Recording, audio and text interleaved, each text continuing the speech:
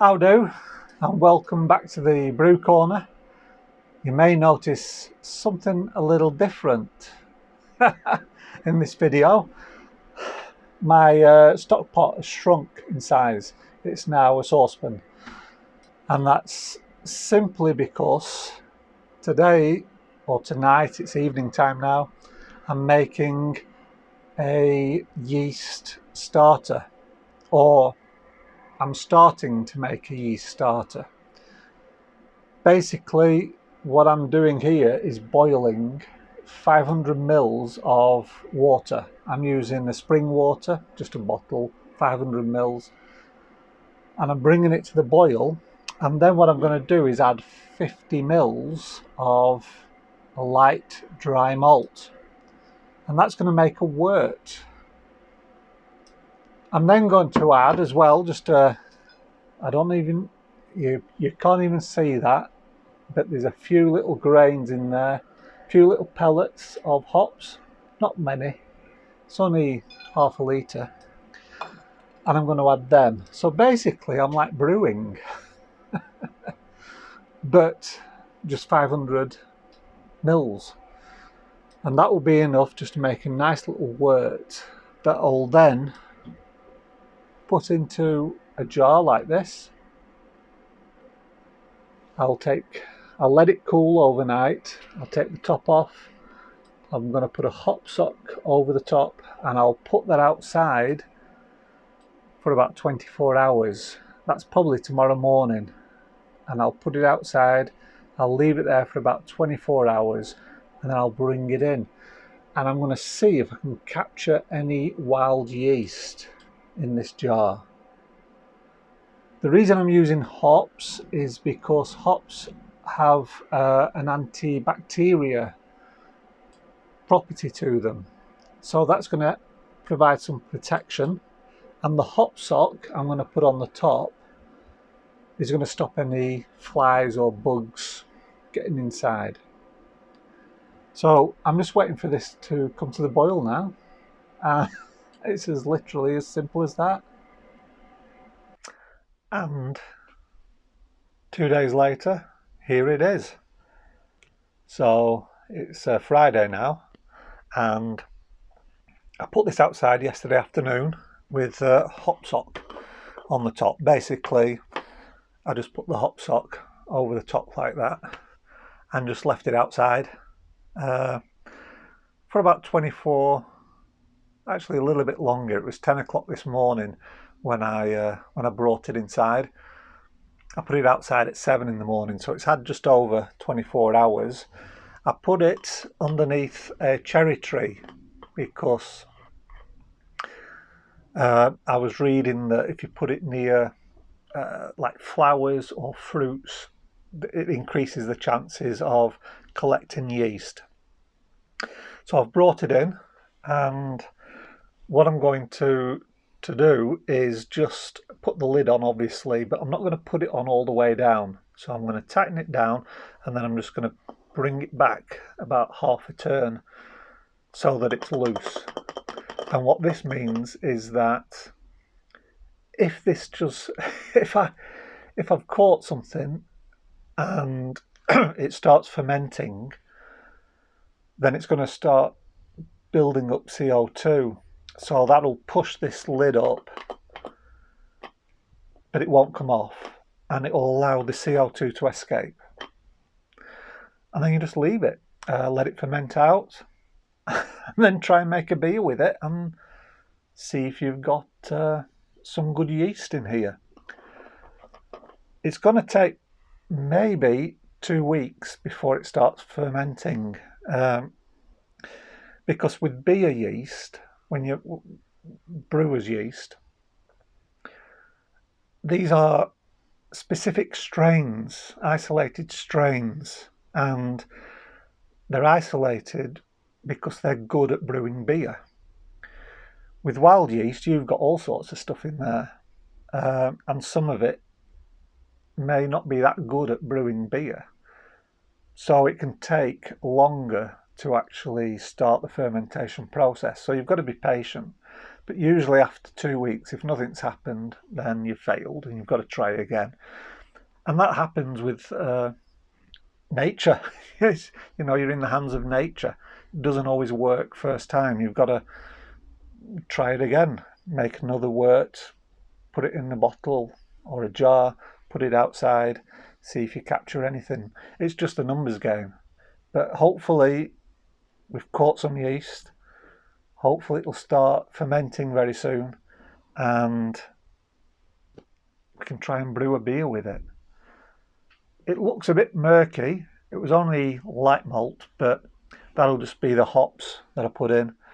I only put about 3 pellets within, but that's just giving it that murky look. And yeah, hopefully we've caught some yeast in here and we can try and make a beer with it in, of course, these trial test fermenters. So that's an interesting project and I'm looking forward for that to see what the outcome of that is. The other beer I'm going to be brewing though, probably tonight, I won't do it on camera, it's a kit beer, and the suggestion was given me in a comment to, I think it was my last video or the one before that, the Pub Crawl channel. If you don't watch him, it's a really good channel. He's an Aussie beer reviewer, and he left a comment saying to try Morgan's that do a recipe for Stone and Wood Pacific Pale Ale. And I thought that sounds interesting because I like American style pale ales. So, and he said if you can get Morgan's ingredients in the UK. Now we can, but not everything. So I've had to make a few changes. The base I can get, which is the Pacific Pale Ale. The recipe's online on the Morgan's website. Now, there's been 2 versions of this. The original version used Canada Light or Canadian Light Ale, and the updated version uses Pacific Pale Ale. I wanted actually to try the original version because Pierre from Simple Home Brew, he's actually brewed both versions, and on the second taste test, I think he said he preferred the first, which used the Canada Light. But everywhere's out of stock in the UK. We can't, I couldn't find it anywhere, no shop. Even the shops that, you know, stock all of the Morgan's range, they didn't have Canada Light or Canadian Light. So I'm using the updated recipe, which has Pacific Pale Ale as the base. And to this, the other fermentables is the Morgan's Masters wheat extract. Can't get it.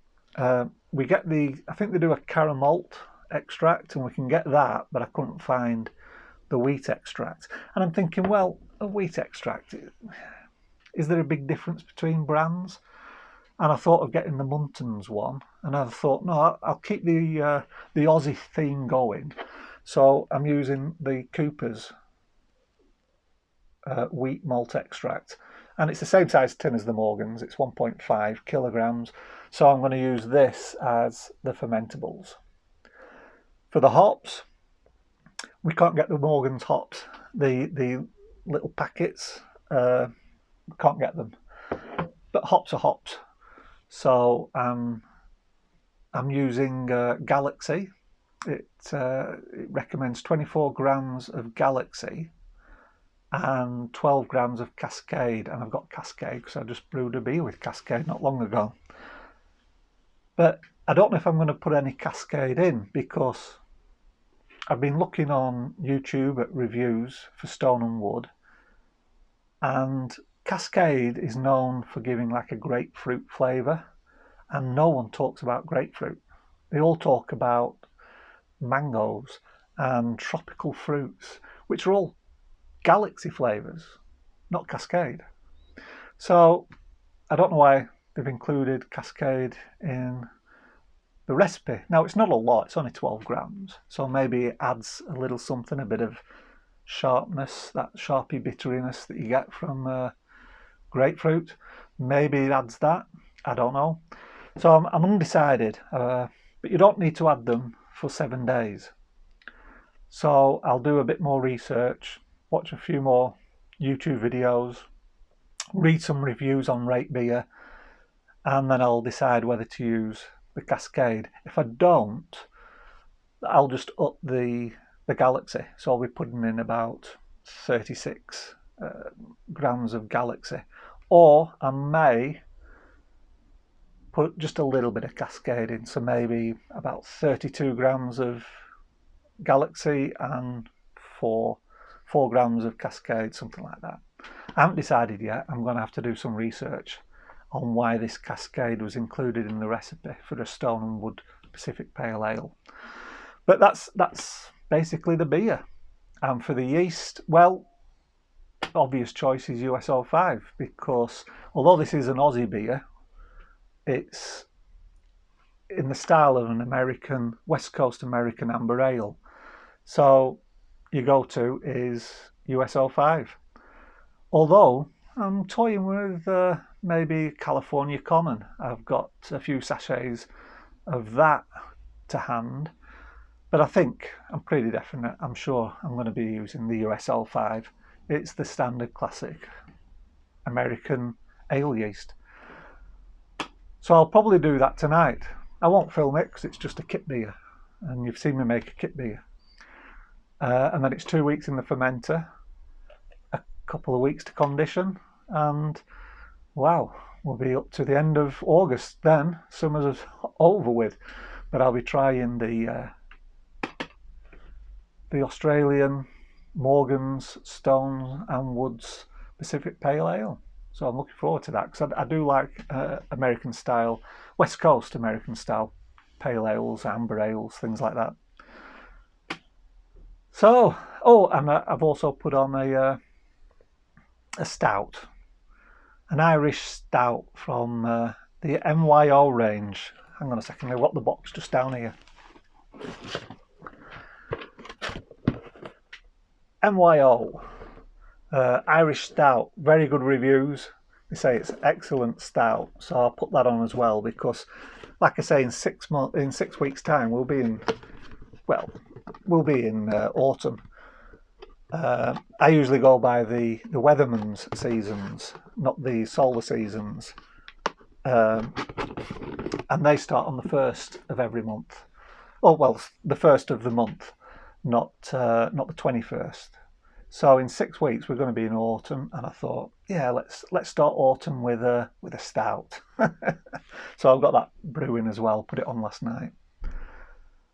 Right, thanks for watching. It's been great to see you again. I'm going to go outside.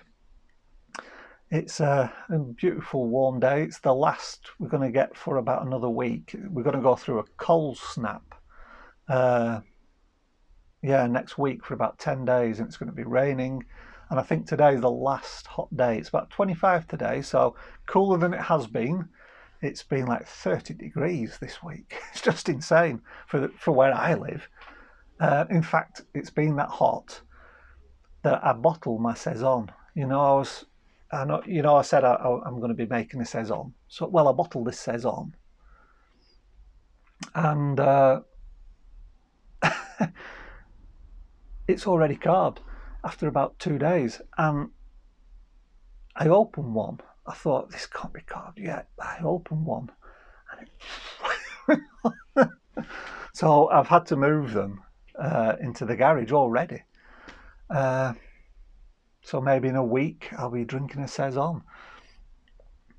I put one as well in the fridge, and if you put them in the fridge, it seems to calm it right down, and it's fine. It's still very carbonated, but then again, it's a Saison, they should be. So that's not out of style.